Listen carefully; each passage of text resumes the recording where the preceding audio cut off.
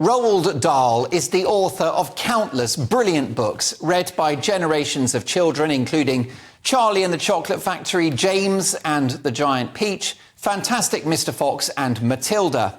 But here's a story that even this literary genius couldn't make up. His iconic books, which have entertained millions of children around the world for decades, have received a woke makeover.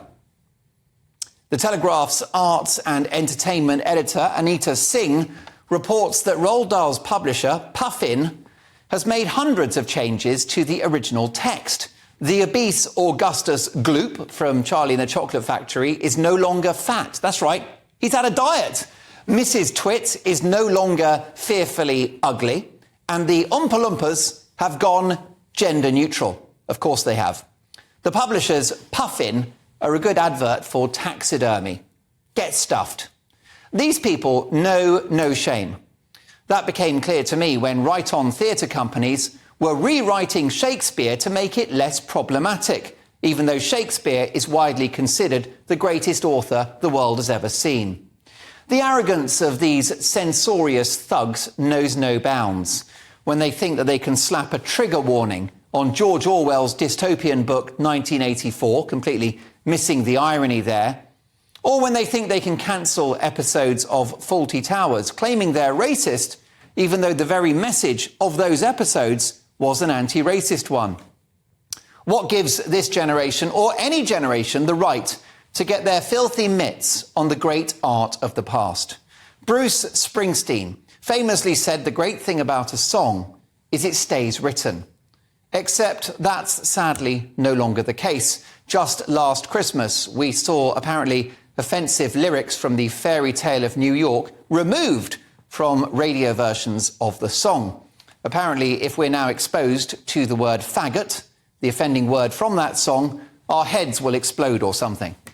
And now the supposed custodians of Roald Dahl's back catalogue, which has spawned a litany of hit movies and live theatre shows, are happy to not only erase parts of his great work, which should surely remain untouched, but they're willing to rewrite it and change the meaning. So, for example, in the new woke version of Matilda, Matilda reads Jane Austen rather than Rudyard Kipling. Why? And a witch, originally described as a cashier in a supermarket, now works as a top scientist. Are we pushing girl power here? Did anyone check with Roald Dahl when they did these rewrites? An emphasis on mental health has led to the removal of the words crazy and mad, which Dahl used for comic effect.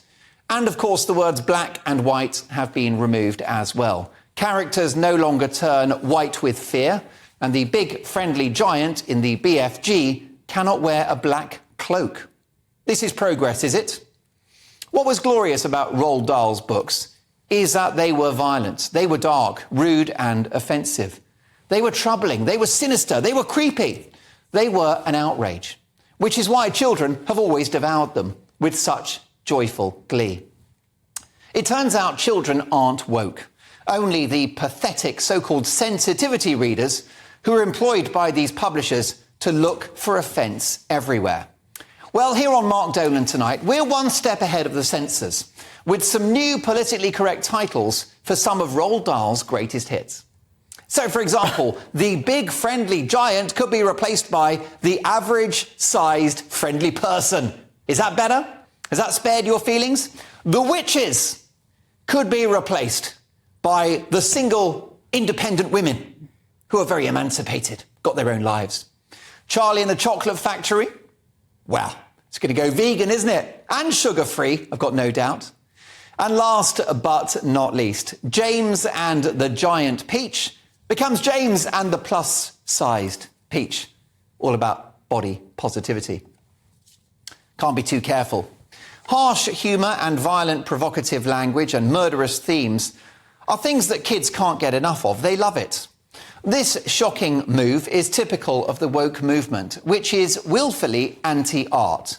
These thought police will stop at nothing before every good song, every good book, every good TV show and every good film is edited, chopped, reshaped and adulterated to fit the partisan, uniform, bleak, joyless narrative of the progressive left. No one has a right not to be offended. And being offended is the very best thing about Roald Dahl's wonderful stories. Soon we will never laugh at another joke, we'll never dance to another song, we'll never be gripped by a powerful play or movie, and we will never read an interesting book. We will simply be force-fed a diet of politically correct, government-approved cultural diarrhea. To say that Roald Dahl is spinning in his grave is an understatement. He's currently doing an impersonation of the Large Hadron Collider. It's time to throw the book at these woke censors. Enough is enough. The end.